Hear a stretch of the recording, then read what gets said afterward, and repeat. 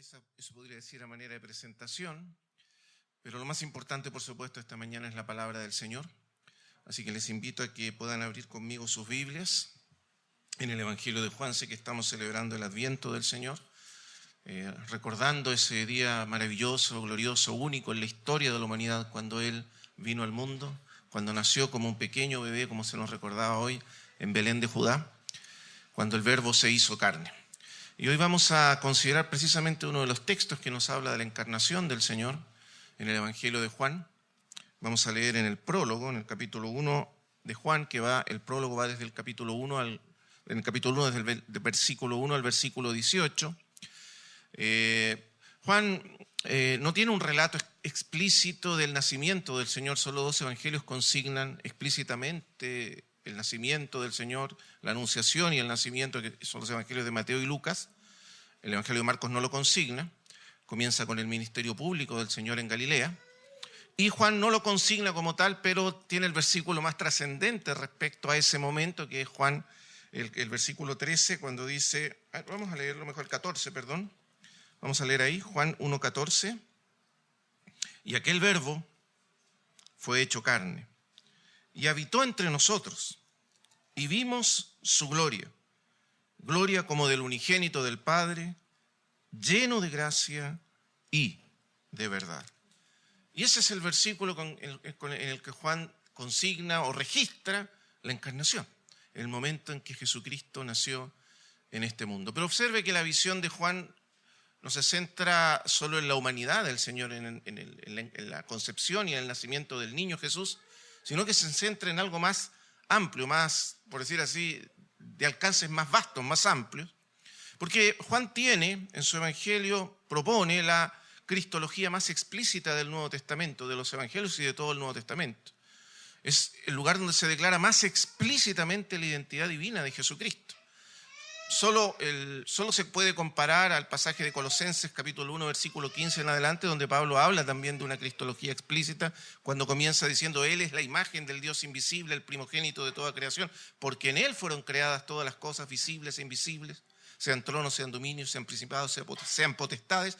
Todo fue creado por medio de Él y para Él, y todas las cosas en Él subsisten. Esa afirmación paulina es similar a la de Juan, capítulo 1, a partir del versículo 1, cuando habla de la preexistencia eterna del Verbo. Pero Juan es más explícito todavía, porque nos habla de la identidad eterna del Verbo con el Padre, con Dios mismo, de una manera mucho más explícita. Quizás pudiéramos encontrar una cristología de esa naturaleza también en Hebreos, capítulo 1, versículos 1 al 4, cuando dice que Dios, habiendo hablado muchas veces y de muchas maneras, etcétera, en estos postreros días nos ha hablado por el Hijo, a quien constituyó heredero de todo y por quien asimismo hizo el universo. Y entonces dice esa misma declaración de identidad, el cual siendo el resplandor de su gloria y la imagen misma de su sustancia, y quien sustenta todas las cosas por la palabra de su poder. Y otra vez hay una declaración explícita del Verbo como autor, como creador y sustentador de todas las cosas. Pero nos vamos a observar qué nos dice Juan. Ahora, ¿quién es Juan? ¿Quién es el autor de este evangelio?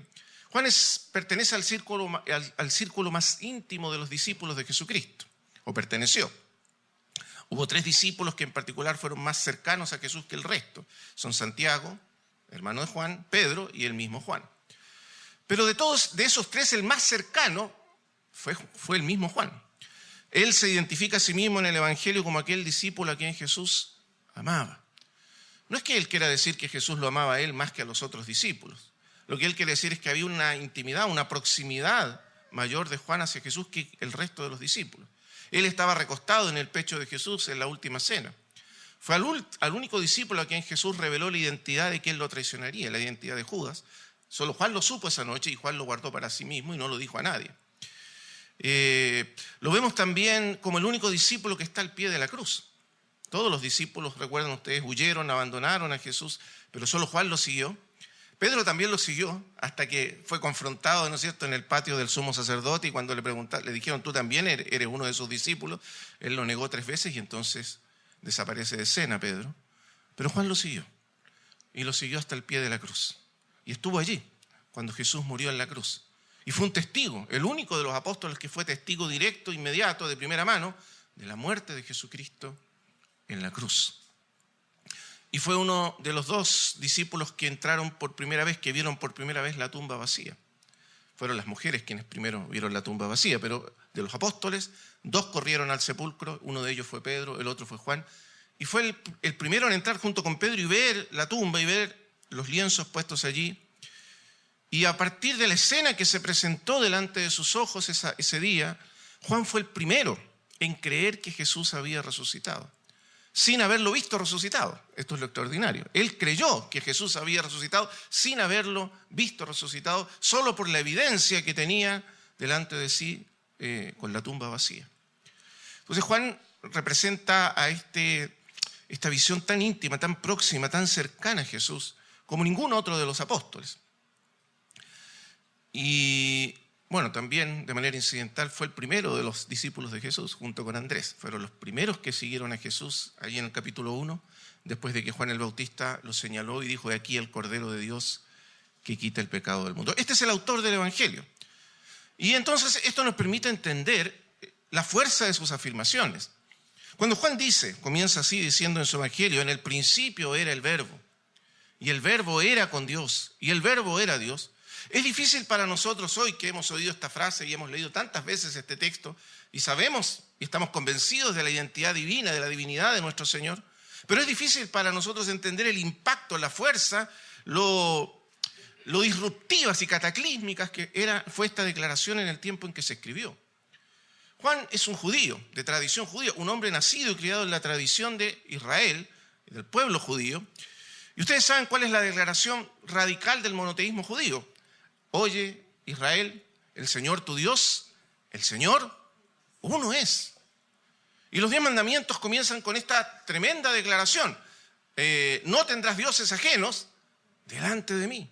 No te harás imagen de ninguna clase, ni de lo que está arriba en los cielos, ni de lo que está en la tierra.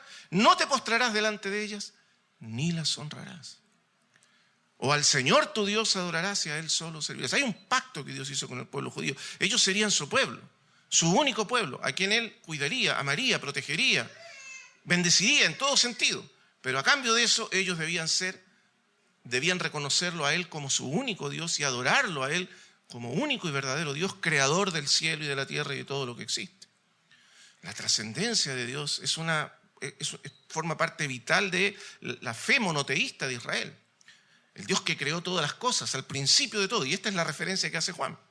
En el principio, dice Génesis, el libro fundacional de la fe de Israel, en el principio creó Dios los cielos y la tierra. Y ahí observe usted que aquí se trata del principio absoluto de todo lo que existe. El verbo hebreo es bará, que significa crear de la nada. Dios no crea a partir de materiales preexistentes. Dios crea de la nada. Todo lo que existe por voluntad suya y por su poder, para traer a la existencia todas las cosas. Pero Dios es anterior a todo lo que existe. Dios es anterior al tiempo, Dios es anterior a la materia, al espacio, al universo. Dios es eterno, atemporal, existe eternamente por sí mismo. Y su existencia no tiene principio ni final. Ese Dios trascendente es el que crea y da existencia y sostiene en existencia todo, absolutamente todo lo que existe. Ahora, esto es lo que Juan está mencionando. Cuando uno lee el Evangelio de Juan, debe recordar que Juan está asentado profundamente en la tradición judía y en la comprensión del Antiguo Testamento. Y muchas de sus referencias al Antiguo Testamento son implícitas. O sea, suponen que los lectores a lo menos entienden el Antiguo Testamento o lo conocen y por lo tanto él está haciendo esas referencias sin citarlo explícitamente. Y aquí hay una referencia, la primera, está haciendo alusión al Génesis y a Dios como el autor y creador de todo lo que existe. Entonces, cuando él dice, en el principio era el verbo, él se refiere a que el verbo existía antes del principio. El verbo griego significa que ya existía el verbo. O sea, cuando Dios trajo existencia a todas las cosas, cuando comenzó la existencia absoluta del tiempo y el espacio, Dios ya existía antes porque es el autor y el verbo ya existía también antes de todas las cosas. En el principio era el verbo. Ahora, esa expresión que se traduce como verbo en nuestra Biblia es difícil de traducir porque el término griego es logos. Y logos era un término que tenía una amplitud de significado mucho más difícil de traducir a nuestro idioma. El logos para los griegos, por ejemplo, era el orden, la razón, el significado profundo detrás de todo lo que existe. La mente que está detrás de todo lo que exista para los griegos era el logos. Pero también era la palabra, la comunicación, y por eso el verbo. Ahora, para los judíos, el verbo es la traducción de la palabra de Dios del Antiguo Testamento. Esa palabra que es creadora, que es autora de todo lo que existe, que es el medio por el cual se revela Dios a sí mismo, se comunica a sí mismo, pero que no es como la palabra de los hombres, es infinitamente más poderosa que la palabra de los hombres. Por la palabra de Dios fueron hechos los cielos y la tierra. Ahí está Génesis. Y dijo Dios sea la luz y fue la luz. Y dijo Dios haya expansión en medio de las aguas, etcétera, etcétera. La palabra de Dios trajo a la existencia todas las cosas.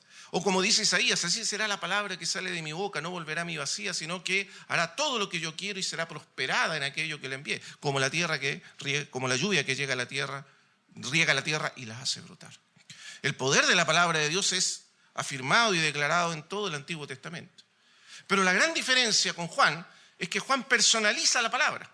No es solo la palabra que Dios comunica y habla. La palabra es una persona y existe eternamente junto a Dios, que está en lo que sigue. Observen. En el principio entonces era el logos o la palabra o el verbo, y el verbo era con Dios. ¿Qué quiere decir Juan con esto? La expresión que usa Juan aquí, o la preposición griega, es pros. Pros significa vuelto hacia o en dirección hacia.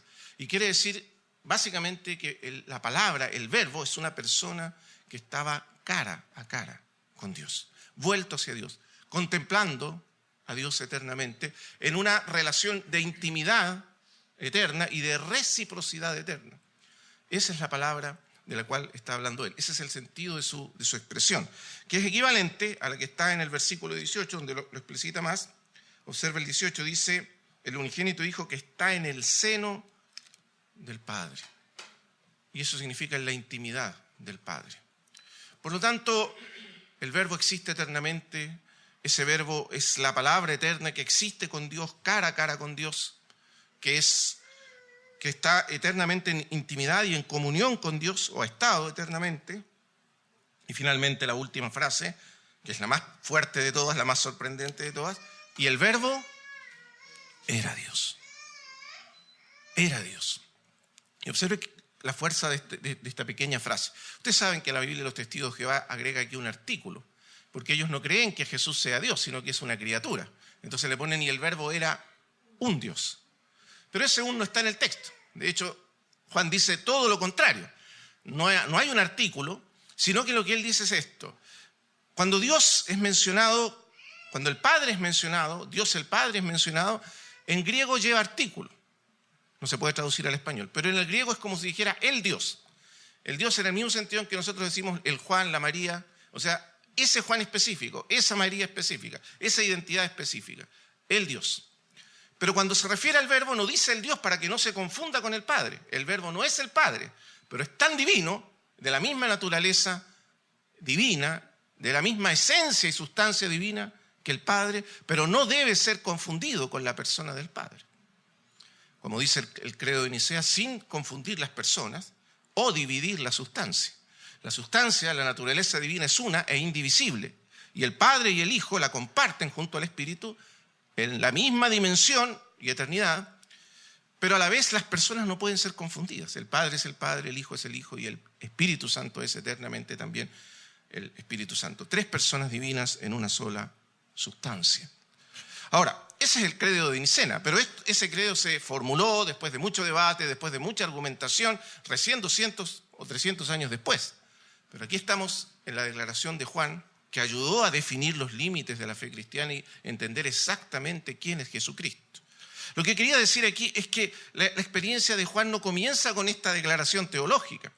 Es decir, Juan no comenzó razonando y diciendo en el principio era el verbo era con Dios y el verbo era Dios, sino que comenzó con una experiencia concreta, con un hombre llamado Jesús de Nazaret. Y está registrado en los primeros capítulos. Jesús conoció a un hombre, Jesús de Nazaret, a quien Juan el Bautista menciona y llama el Cordero de Dios. Y después de seguirlo a lo largo de 3 años, se fue revelando, se fue develando ante sus ojos el misterio de ese hombre. Y fue por el contacto con Jesús, por las palabras de Jesús, por los hechos de Jesús, por la personalidad de Jesús, que Juan comenzó a entender. Hasta que finalmente comprendió lo inaudito, lo inexplicable en términos humanos, que ese hombre no era un simple hombre, era más que un hombre, infinitamente más que un hombre. Quien estaba allí con ellos era el mismo Dios eterno, el gran yo soy, el Yahvé del Antiguo Testamento que se reveló en la zarza a Moisés. Yo soy el que soy, porque nada y nadie puede definir exactamente la esencia divina. Él es simplemente quien es, porque es eterno y único. Y ese Dios, el gran yo soy, se había encarnado y revelado en Jesucristo. Entonces vamos a seguir leyendo el pasaje, porque al principio lo que hace Juan es declarar entonces la identidad divina de Cristo, parte desde allí. El verbo era Dios, significa entonces que Jesús posee la misma naturaleza divina, comparte la misma naturaleza divina, la misma esencia divina del Padre y del Espíritu Santo, como se va a ver después. Ahora, él no dice que el verbo era divino, es muy importante aquí, porque para la palabra divina en griego es teleios, es un adjetivo, pero él no usa un adjetivo, usa un sustantivo. Él dice, el verbo era Dios, y por lo tanto asume la absoluta identidad divina, naturaleza divina del verbo en sí mismo. Luego dice, y este era en el principio con Dios. Vuelve a repetir la misma idea para decir lo siguiente. En el principio, cuando todas las cosas fueron hechas, cuando Dios creó el cielo y la tierra, todas las cosas fueron hechas por Él y sin Él nada de lo que ha sido hecho fue hecho. Eso significa que Él es el agente a través del cual Dios creó todas las cosas. Él es quien realmente actuó para crear todas las cosas. Y es el autor de todo lo que existe. Es lo mismo que dice Pablo y lo que dice el libro de los Hebreos. Jesucristo es el creador de todo. Esto es muy importante, hermanos, para lo que viene en el versículo 14. Cuando nosotros decimos que Jesucristo es Dios, no estamos hablando de un hombre divinizado. Eso sería un gran error. No es que hay un hombre, Jesús de Nazaret, que fue, por decir así, elevado a la categoría divina. No es eso. Es completamente lo contrario. Los griegos creían en hombres divinizados. Los griegos llamaban a eso apoteosis. Un hombre era tomado por los dioses y elevado a la categoría divina, ¿no es cierto? Y era divinizado, pero partía su existencia como un hombre que luego era divinizado. Pero la existencia de Jesús de Nazaret no comenzó en este mundo ni en esta tierra. Él es eterno. Y esa persona divina y eterna es la que asumió una naturaleza humana en la encarnación. Por lo tanto, cuando los hombres se encontraron a Jesús, se encontraban con una persona eterna. Esa persona, voy a usar un poquito de teología, esa persona posee por sí misma y eternamente una naturaleza divina. Pero la encarnación, a esa naturaleza divina, a esa persona que es el verbo, añadió una naturaleza humana. Por lo tanto, dos naturalezas en una sola persona. Esa persona es eterna y ha existido desde siempre. Ese es el significado de la encarnación como Juan la relata. Lo que él nos va a decir es lo siguiente acerca del verbo. Rápidamente lo vamos a ver para avanzar al versículo central. Todas las cosas fueron hechas por Él, por lo tanto Él es el creador y autor de todo lo que existe. Con todo derecho podemos llamar a Jesús creador y autor de todo lo que existe. Y luego dice, en Él estaba la vida. Esta es una de las palabras centrales del Evangelio de Juan, la vida. La palabra vida, como la usa Juan, es en griego zoe o zoé, de ahí viene la palabra zoológico, zoología, zoé, pero en el lenguaje juanino significa la vida que solo Dios posee en sí mismo, la vida divina, eterna e increada. La vida que es fuente de toda forma de vida. Si existe la vida es porque procede de esta vida original, por decirlo así, eterna, increada, que solo Dios posee. Y porque Dios posee esa vida, Él la da, la comunica a las criaturas, al crearlas. Entonces las criaturas tienen vida solo por derivación de la vida que Dios posee en sí mismo y es eterna. Él es la vida original, eterna, increada. Y todo lo que existe, todo lo que vive, todo lo que respira, recibe su vida, su existencia de Él. Eso significa los vegetales, los animales, pero también los ángeles y los arcángeles y los querubines y los serafines. Todo lo que existe, todas las criaturas que viven por Él y porque Él les concede esa vida. Pero la vida que Él posee se eleva por encima de todas esas formas de vida a una distancia infinita e inimaginable. Él posee esa vida. Él es esa vida. En Él estaba la vida. Pero luego agrega algo extraordinario. Y esa vida, la vida que Él posee, era la luz de los hombres. Uno tiene que leer todo el Evangelio para entender lo que esta afirmación. Porque en cierto sentido el prólogo es como una síntesis de lo que el Evangelio va a explicitar. Entonces aquí Él está sintetizando las ideas centrales del Evangelio. Cuando Él dice la vida era la luz de los hombres, uno luego va a tener que leer todo el Evangelio. Ustedes recuerdan que Jesús se presenta en el capítulo 8 diciendo: yo soy la luz del mundo. El que me sigue no andará en tinieblas, sino que tendrá la luz, otra vez, de la vida. No de cualquier vida, de su vida, la vida que Él posee y que es la fuente original de luz y de comprensión y de entendimiento.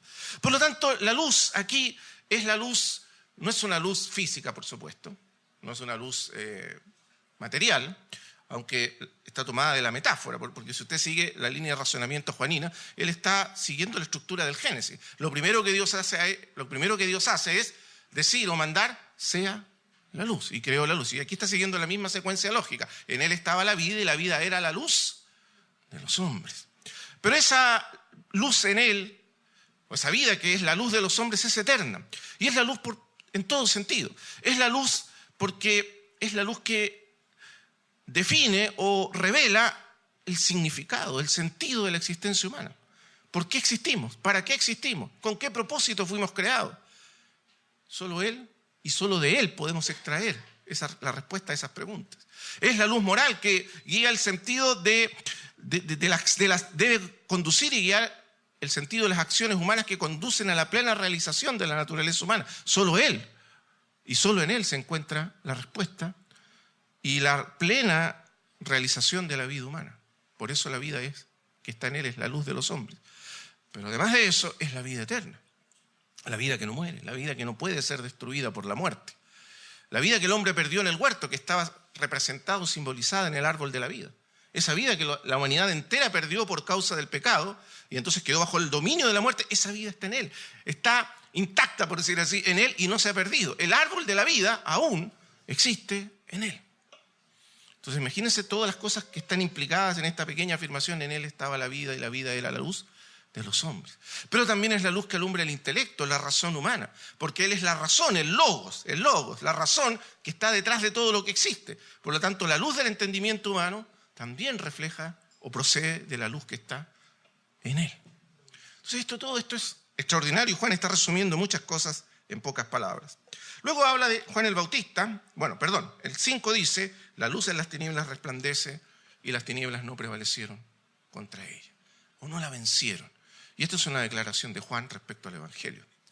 Ustedes saben que, como dijo una vez San Agustín, ni todas las tinieblas del mundo pueden apagar la llama de una vela. O sea, la desproporción entre la luz y las tinieblas es total y absoluta. Las tinieblas no son un principio eterno opuesto a Dios. El mal no existe como un principio eterno que existe por sí mismo y por decir así, equivalente y opuesto a Dios, como creen, ¿no es cierto?, las religiones orientales. No, el mal es simplemente consecuencia de la desviación, de la corrupción de las criaturas. Pero las tinieblas que surgen de allí son tinieblas morales, espirituales. Todas ellas juntas no son capaces de apagar la luz. No pueden hacerlo. Usted puede tener la habitación más oscura, más tenebrosa, pero si enciende la más pequeña vela, como esta que está aquí, es suficiente para vencer a todas las tinieblas de ese cuarto oscuro. Esa es la idea juanina. Las tinieblas no pueden derrotar a la luz y de hecho no la derrotaron. En la encarnación las tinieblas se opusieron dinámica, activamente. El pecado que está en el mundo mismo, los poderes de las tinieblas, hicieron todo lo posible por apagar la llama, por apagar la vela, o es más que una vela, por apagar la luz de Jesucristo. Pero fueron derrotadas y fueron vencidas por completo. Esa es la conclusión del Evangelio. Y después dice: hubo un hombre enviado de Dios, el cual se llamaba Juan, que vino por testimonio para dar testimonio de la luz. Él no era la luz, sino para que diese testimonio de la luz. Y esto es porque en el Evangelio de Juan se presenta como un testimonio. Juan rara vez habla del Evangelio, usa esa expresión, el Evangelio, la buena noticia. La usa un par de veces en el Apocalipsis. Pero en realidad no la usa casi nunca porque él prefiere usar esta expresión, el testimonio. Para Juan, el Evangelio es un testimonio dado por testigos, entregado por testigos que vieron con sus ojos, que tocaron con sus manos, que escucharon con sus oídos, como los testigos de un tribunal. que hablan de lo que han visto, de lo que han oído, de lo que han experimentado. De hecho, así comienza su primera carta. Lo que hemos visto, lo que hemos oído, lo que hemos contemplado, lo que palparon nuestras manos. Esto anunciamos, esto testificamos. Entonces, el Evangelio es un testimonio. Y el primero de esos testigos es Juan el Bautista. El primer hombre que dio testimonio del Verbo encarnado fue Juan el Bautista. Y por eso comienza así. Pero luego va a haber una secuencia de testigos y de testimonios. El Evangelio de Juan es una secuencia de testigos y testimonios. Usted lo puede ver, Nicodemo, la mujer samaritana, el paralítico de Betesda y así sucesivamente, hasta llegar a Juan, el último testigo, cuando dice, este es el discípulo que escribió estas cosas y que sabe que dice la verdad porque las vio, porque está dando testimonio de cosas de las cuales él mismo fue testigo. Muy bien. Vamos ahora entonces al momento clave, la encarnación. Dice el 9, aquella luz verdadera que alumbra a todo hombre venía a este mundo. En el mundo estaba y el mundo por él fue hecho, pero el mundo no lo conoció. O le conoció. A lo suyo vino y los suyos no lo recibieron. Esa luz estaba en el mundo porque es la luz que da sentido, razón, propósito a todo lo que existe. Estuvo allí en el mundo, pero como dice Pablo, los hombres se negaron y han resistido y han negado el conocimiento de Dios desde el principio. Las cosas invisibles de Él, su eterno poder y deidad, se hacen claramente visibles desde la creación del mundo, siendo entendidos por medio de las cosas hechas, de modo que no tienen excusa. Pues habiendo conocido a Dios, no le glorificaron como Dios ni le dieron gracias. Ese es el mismo sentido. Él estaba en el mundo. Su existencia, su realidad era percibible por medio de las cosas hechas. Pero hay una negación del mundo. Por eso dice, el mundo no le conoció. No es solo una ignorancia pasiva, es una ignorancia activa. El mundo rehúsa conocer a Dios y adorar a Dios y postrarse ante Dios, es decir, rehúsa conocer al Verbo de Dios. A pesar de que Él puede ser conocido a través de todas las cosas creadas, los hombres han rechazado ese conocimiento y lo han negado, hasta el día de hoy, por supuesto. Pero uno puede ir más profundo con esto y darse cuenta que no solo es negada su presencia en la creación o su revelación general en la creación, sino también su encarnación. Hasta el día de hoy, el mundo rehúsa creer en Jesucristo. Rehúsa creer en Él. Por lo tanto, a lo suyo vino, lo suyo, lo que Él creó, lo que le pertenece por derecho propio. Todo lo que existe es suyo, todo lo que hay es suyo. Vino a lo suyo, al mundo. El mundo en Juan tiene varios sentidos. La palabra tiene amplificaciones, por decir así. A veces significa la creación, el mundo como creación de Dios. Pero también significa la humanidad. El mundo como la humanidad, pero también significa la humanidad rebelde, organizada en contra de Dios bajo los poderes del pecado y de la oscuridad. Esos son los varios sentidos que tiene el mundo en el Evangelio de Juan. Y aquí está jugando un poco con esos significados. Vino a lo suyo, vino al mundo, el que Él creó, el mundo como creación suya, pero el mundo como sistema pecaminoso organizado en contra suya, lo rechazó. A lo suyo vino, lo que Él creó, y los suyos no lo recibían. Ahora, esos suyos ahí claramente es la nación de Israel. Ese es otro de los grandes temas del Evangelio. Israel, como nación, como un todo, aunque un remanente le creyó, como una nación, como nación, lo rechazó y lo crucificó. Entonces, otro de los grandes temas. El mundo no lo conoció. A lo suyo vino y los suyos no lo recibieron. Pero en contraste con eso. Y este es el resultado de su venida al mundo. Para esto vino Él al mundo. En contraste con eso, a todos los que lo recibieron, a todos, los que creyeron en Él, los que creyeron en su nombre, los que lo recibieron como el Verbo de Dios encarnado, como el Cristo, como el Hijo de Dios, a todos los que pusieron su fe en Él, les dio potestad, o en sentido más estricto de la palabra griega, derecho, el derecho, la autoridad de ser llamados hijos de Dios. Y para esto Él vino al mundo, para que tengamos ese derecho, para que tengamos el poder de ser llamados hijos de Dios.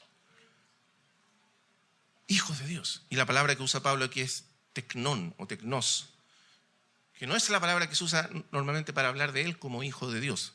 Perdón, Pablo no, Juan. Juan hace una distinción. Cuando habla de Jesús como hijo de Dios, usa una palabra griega que es huios, que significa el hijo maduro de Dios. Y cuando habla de nosotros como hijos de Dios, usa la palabra tecnos, que se refiere a que somos niños pequeños, que estamos en proceso de crecimiento, de llegar a ser hijos maduros, semejantes a Él. Pero nos da el poder de ser niños, engendrados de Dios, con la misma naturaleza de nuestro Padre. Es un tema que él va a profundizar en su carta cuando dice que nosotros tenemos la simiente de Dios en nosotros, que somos nacidos de Dios, que tenemos en nosotros la vida de Dios y tenemos entonces el potencial de crecer y madurar hasta llegar a ser hijos maduros de Dios, semejantes a su Hijo Jesucristo. Él nos dio ese derecho, Él nos dio esa autoridad. Pero luego fíjese cómo agrega, los cuales no son engendrados de carne ni de sangre, ni de voluntad de varón, sino de Dios. Es decir, la naturaleza de los hijos de Dios o la potestad de ser hechos hijos de Dios no es simplemente una cuestión exterior.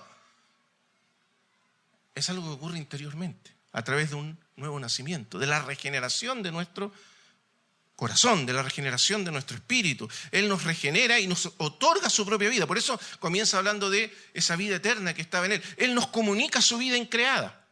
Y al comunicarnos su vida, nos incluye y nos hace en Él y nos hace hijos de Dios. Ese es el resultado de su venida al mundo. Por eso el Evangelio termina diciendo, cuando Jesús resucita de entre los muertos, ¿ustedes recuerdan lo que le dice a María Magdalena? Un poco después, cuando María Magdalena abraza sus rodillas y él le dice, no me toques, que en realidad en griego es suéltame, porque María lo estaba agarrando de las rodillas, entonces dice, suéltame, porque aún no he subido a mi Padre. Pero anda, y observen con atención, y dile a mis hermanos, es la primera vez que Jesús llama a sus discípulos sus hermanos, porque a través de su muerte Él nos hizo sus hermanos.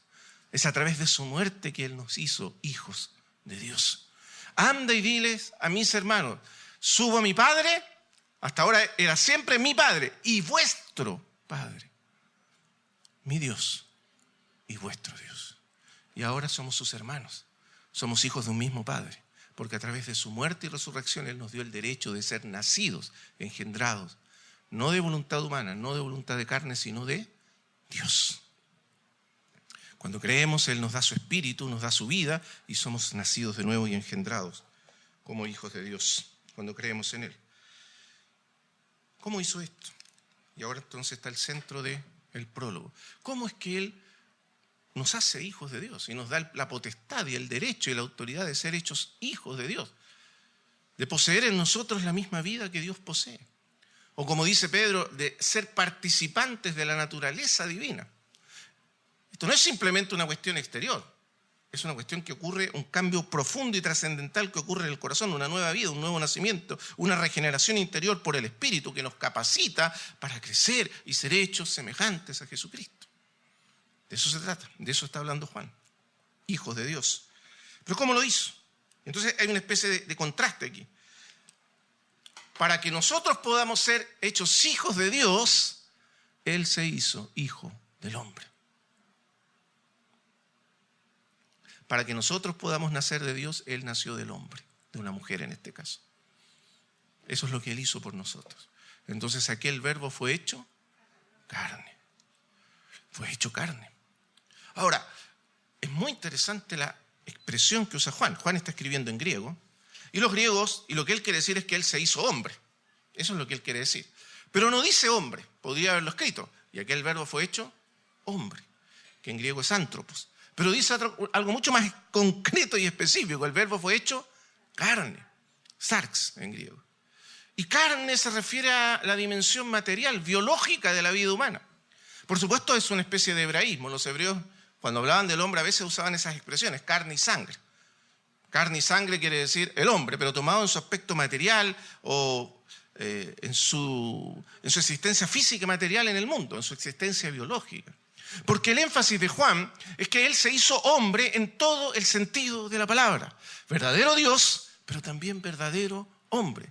Dios de Dios, pero hombre de la naturaleza humana. Tomó de María completa, total y absolutamente nuestra naturaleza humana. Tomó un alma humana, tomó un espíritu humano y tomó un cuerpo humano como el nuestro.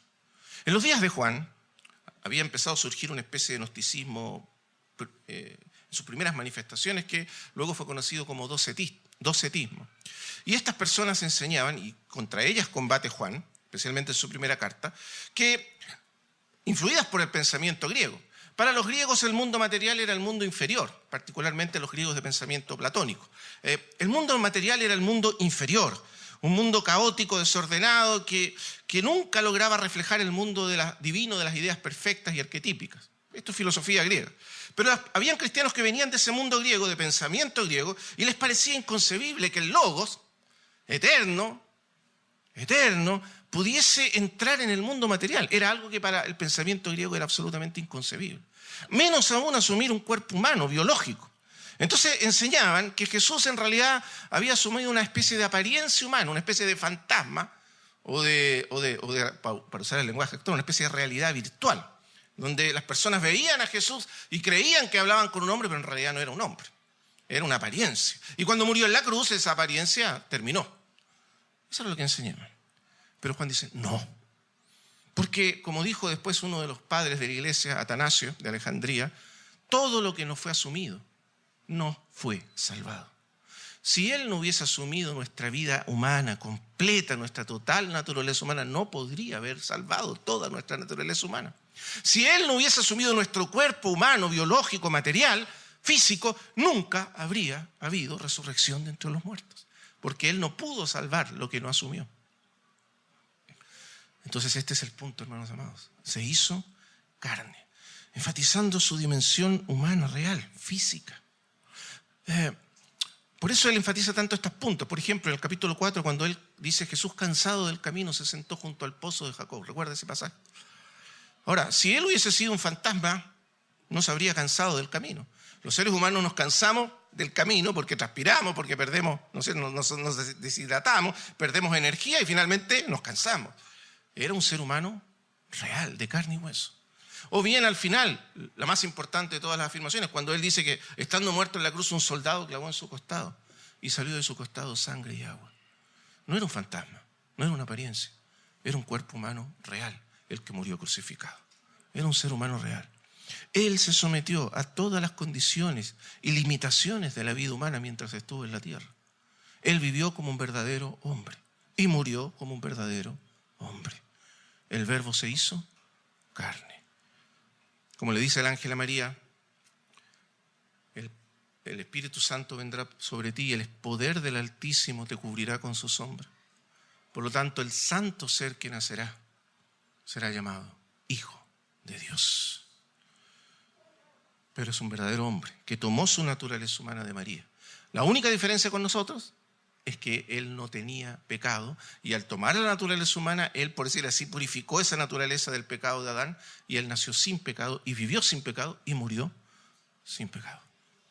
Y por eso nos puede salvar eternamente, porque fue la ofrenda perfecta para nuestra salvación. Entonces, el Verbo fue hecho carne, fue hecho hombre. Sintió nuestro dolor, sintió nuestro sufrimiento, vivió nuestra limitación, lloró como lloramos nosotros. Sintió la angustia y la limitación de la vida humana. Ustedes recuerdan cuando lloró en Getsemaní, cuando oró con gotas de sangre. Eso no era irreal, era real. Cuando Él dice, Padre, ¿por qué me has desamparado sobre la cruz? Es verdad, Él sintió el dolor desgarrador de la cruz. Vivió y murió como un verdadero hombre. Se hizo carne y habitó entre nosotros. Y habitar, en el sentido juanino, es importante esta palabra. Es una palabra de referencia, otra vez, implícita al Antiguo Testamento. La palabra que Él usa aquí es puso su tabernáculo o su tienda entre nosotros y vimos su gloria. Se refiere al tabernáculo de Moisés, implícitamente. Cuando Dios descendió para habitar en medio de su pueblo, para vivir en medio de su pueblo, la gloria, la Shekinah, como le llamaron los judíos después, de Dios, descendió del monte Sinaí y descendió para habitar en la tienda de reunión, o el tabernáculo de reunión, no el tabernáculo de testimonio. Y allí habitó entre los querubines, en el arca, sobre el propiciatorio. Y desde allí habló con Moisés y habló con el pueblo de Dios. De manera que Dios estaba viviendo en medio de su pueblo. Esto es lo que dice Juan aquí entonces. Porque cuando ustedes, si uno termina de leer, voy a saltar un poquito para entender cómo Juan usa el Antiguo Testamento, o lo entiende. Él dice que la gracia y la verdad vinieron por Jesucristo, al final del prólogo. Cuando Él dice que la verdad vino por Jesucristo, no usa la palabra verdad en oposición a la mentira, sino el sentido de la palabra verdad para Juan es la realidad en oposición a la sombra, el cumplimiento en oposición al tipo del Antiguo Testamento. Entonces lo que dice Juan es lo siguiente: ese tabernáculo, Esa tienda, esa morada de reunión donde la Shekinah o la gloria de Dios descendió, era un tipo, una sombra de la realidad. Pero el verdadero tabernáculo de Dios, donde Dios se encuentra con los hombres, se reúne con los hombres y habla con los hombres, es Jesucristo. Es la humanidad de Jesucristo. Allí finalmente se cumplió que Dios vino a habitar con nosotros. Por eso Él es Dios con nosotros, Emmanuel. Y entonces vimos su gloria. Otra vez la referencia del Antiguo Testamento. Usted recuerda que al principio la gloria de Dios resplandeció en el monte Sinaí, con truenos, relámpagos, trompetas, y solo Moisés pudo subir a hablar cara a cara con Dios. Bueno, cara a cara en sentido figurado, porque en realidad no habló cara a cara con Dios, pero estuvo en la presencia de Dios y hasta que la gloria de Dios se impregnó en su rostro. Y luego descendió. Ahora, el contraste es enorme, porque aquí no tenemos trompetas, ruidos, no tenemos esa gloria resplandeciente, tenemos algo mucho más sutil, pero mucho más real y más profundo. Esa gloria luego descendió para habitar en el tabernáculo. Pero aquí la gloria divina y eterna ha descendido para habitar entre nosotros de manera permanente y para siempre, en Jesús de Nazaret. Y por eso Él dice, y vimos su gloria, contemplamos su gloria. Pero cuando Él dice contemplamos su gloria, y esto es el resumen de su evangelio, entre paréntesis. O sea, si uno quiere resumir, si usted le quiere poner un título al evangelio de Juan, este es el título. Y contemplamos su gloria. Esto es lo que Juan dice. De esto va a escribir. La gloria que contemplamos, la gloria que miramos, la gloria que tocamos, la gloria que palpamos. Vimos su gloria. Pero ya no como esa gloria resplandeciente que vio Moisés en el Sinaí o que vieron los profetas, sino algo mucho más sutil, pero mucho más real y profundo, porque la gloria de Él ahora es la gloria del cumplimiento de la realidad que el tipo del Antiguo Testamento anunciaba, la sombra del Antiguo Testamento anunciaba. Si yo pongo mi mano y hago pasar un haz de luz por mi mano, ustedes van a ver la sombra de mi mano reflejada en la pared. Pero la sombra no es más que eso, la sombra de una realidad que proyecta la sombra. La realidad que proyecta la sombra hacia el Antiguo Testamento es Jesucristo. El Antiguo Testamento es una sombra que proyecta Jesucristo hacia el Antiguo Testamento. Eso es lo que dice Juan. Por eso es tan importante entender su lenguaje. Y vimos su gloria, ahora plenamente revelada, para los que creen, para los que entienden, para los que realmente estuvieron dispuestos a recibirlo y creer en Él. Gloria como del unigénito del Padre, lleno de gracia y de verdad. Y aquí otra de las palabras fundamentales de Juan, unigénito del Padre. Es el único escritor del Nuevo Testamento que usa esa expresión, el unigénito. La usa 3 veces. Aquí en el versículo 18, cuando dice el Dios unigénito o el Hijo unigénito que estaba en el seno del Padre le ha dado a conocer. Y en Juan 3:16, el versículo más conocido de la Escritura. Porque de tal manera amó Dios al mundo que ha dado a su Hijo unigénito. Unigénito. Los teólogos posteriores, en las discusiones sobre la naturaleza de Cristo, usaron el término unigénito como significando aquel que es engendrado eternamente por Dios el Padre. Así usaron el término unigénito, engendrado por Dios, que en griego es monogenes o monogenes. Pero ¿en qué sentido lo usa Juan? Juan está mucho antes de esas discusiones. Juan lo usa más bien en referencia a 2 pasajes del Antiguo Testamento. Los voy a mencionar nada más, después usted los busca. Uno es Génesis 22 y el otro es Jueces capítulo 17. En Génesis 22:1, Dios le dice a Abraham, toma tu hijo, tu único, a quien tú amas, y ofrécelo en holocausto. ¿Recuerda esas palabras? 2 cosas importantes. La palabra hebrea, porque la Biblia fue escrita en hebreo, el Antiguo Testamento, fue traducida al griego por la Septuaginta y otras traducciones como monogenes, la misma palabra que emplea Juan. Y el sentido es tu único y amado hijo, tu único heredero, aquel en que está puesto todo tu corazón, todo tu amor. Tómalo y ofrécelo en holocausto.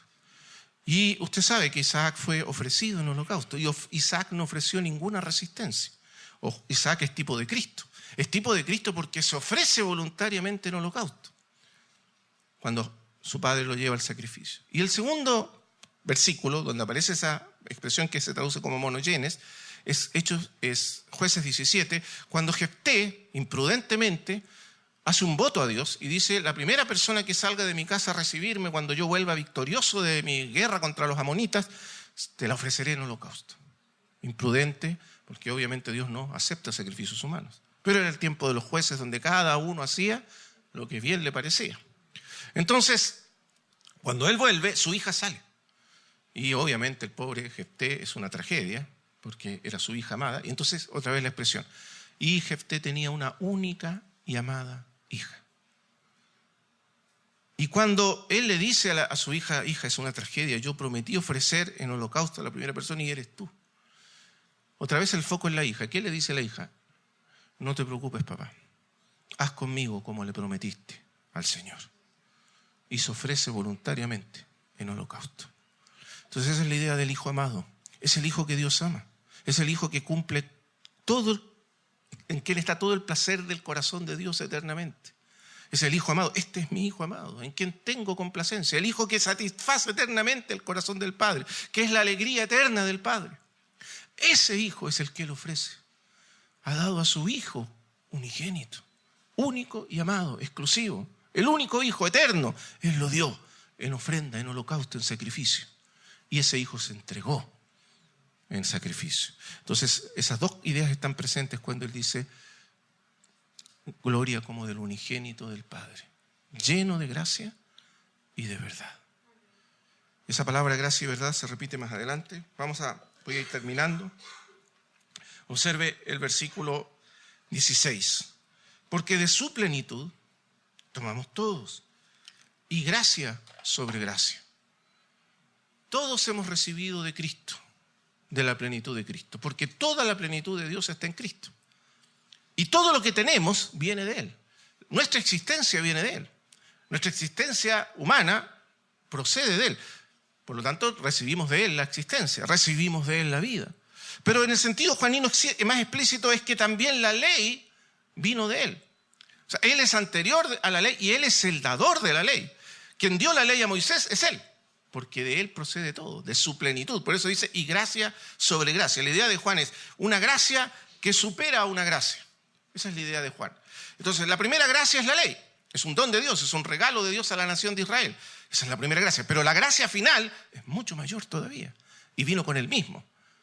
La primera fue dada por medio de Moisés. Por eso dice, porque la ley por medio de Moisés fue dada. Y eso era un gran regalo para Israel. Pero la gracia plena, completa, definitiva, total, absoluta, vino cuando Él se hizo hombre.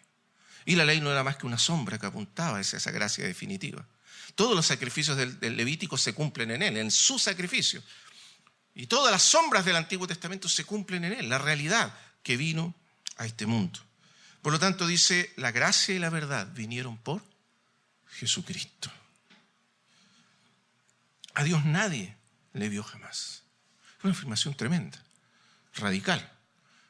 Los judíos creían o decían que los profetas hablaban con Dios y Moisés habló con Dios, cara a cara, en el monte Sinaí. Pero si uno es riguroso, recuerda que en realidad Moisés no vio el rostro de Dios. Cuando Moisés le pide a Dios ver su rostro, Dios le dice, no me verá hombre y vivirá, no puedes ver mi rostro. Pero ¿cuál es la idea central aquí? Juan en el capítulo 3 nos dice que, o en el capítulo 4, perdón, que el que viene de arriba es, capítulo 3, el que viene de arriba es sobre todos. El que es terrenal, cosas terrenales hablas, pero el que viene de arriba es sobre todo, y lo que vio y oyó, esto testifica. ¿Cuál es la idea juanina aquí, en este pasaje y en ese pasaje paralelo? Que todos los hombres que han hablado de Dios en la historia, partiendo de Moisés, el más grande de los profetas, pero luego todos los grandes profetas de Israel, Elías, Isaías y los que ustedes quieran nombrar, todos son hombres que en la tierra en algún momento tuvieron acceso a la presencia de Dios. O fueron llevados a la presencia de Dios en el cielo, por decir así, en la dimensión celestial. Pero luego regresaron a la tierra para contar lo que habían visto y oído en la presencia de Dios. Pero todos eran terrenales. La diferencia con Jesucristo es que Él no fue un hombre que subió a la presencia de Dios. Él es el Verbo eterno, que siempre estuvo en la presencia de Dios, mirando a Dios cara a cara, oyendo la voz de Dios cara a cara, que conoce los pensamientos eternos de Dios íntima, profunda y completamente, que conoce la voluntad de Dios eternamente, que conoce el carácter de Dios eternamente, porque Él es el resplandor de ese carácter, es la expresión de ese carácter. Por lo tanto, cuando Él habla de Dios, habla con una autoridad que ningún hombre tiene, o ha tenido, o tendrá jamás. ¿Se entiende? Por eso dice, a Dios nadie le vio jamás. Por lo tanto, realmente nadie tiene autoridad para hablar de Dios con total autoridad, valga la redundancia. Solo aquel que vino de Dios, que vio a Dios cara a cara desde la eternidad, que conoce íntimamente a Dios, tiene la autoridad para hablar de Dios en este mundo y revelarlo completamente al mundo. A Dios nadie le vio jamás. El Dios unigénito, que es de la misma naturaleza, ese es el texto griego original, no hijo, sino Dios unigénito, que es de la misma naturaleza de Dios y por lo tanto el único que puede comprender a Dios en plenitud, porque solo Él, para ponerlo en estos términos, solo una mente infinita puede comprender a un Dios infinito. Por lo tanto, solo el Verbo, que es infinito, puede comprender al Dios infinito y darlo a conocer al mundo. Él lo ha dado a conocer. Por eso, al final de su ministerio en la tierra, en su discurso en el cenáculo, hablando con sus discípulos, que va del capítulo 13 al 17, Felipe le dice, Señor, le dice, muéstranos el Padre y nos basta. Y Jesús le responde, tanto tiempo he estado con vosotros, Felipe, y no me habéis conocido. El que me ha visto a mí, ha visto al Padre. Porque Él reveló plenamente al Padre. Y esta es la vida eterna. Que te conozcan a ti, el único Dios verdadero, y a Jesucristo, a quien has enviado. El único que puede revelarnos al Padre en plenitud es Él. Y les he dado a conocer tu nombre, el último versículo de la oración del capítulo 17. Y lo daré a conocer aún. No solo nos dio a conocer al Padre, continúa dándonos a conocer al Padre. Y lo hará por toda la eternidad. Para que el amor con que me has amado esté en ellos, así como tú me amas como tu único y amado Hijo eternamente, que ese mismo amor con que tú me amas a mí esté también en ellos. Y ellos sean también objetos de ese mismo amor eterno, como tus amados hijos. Y lo daré a conocer aún, para que el amor con que me has amado esté en ellos y yo en ellos. Ese es el propósito por el cual Él vino al mundo, para hacernos hijos de Dios, darnos conocimiento pleno y perfecto del Padre, darnos a conocer el propósito eterno del Padre respecto a nosotros y, por supuesto, dar su vida en expiación por nuestros pecados y obtener para nosotros salvación, redención y vida eterna. Amén. Entonces ese es el Evangelio de Juan, y el Verbo se hizo carne y habitó entre nosotros y vimos su gloria, gloria como del unigénito del Padre, lleno de gracia y de verdad.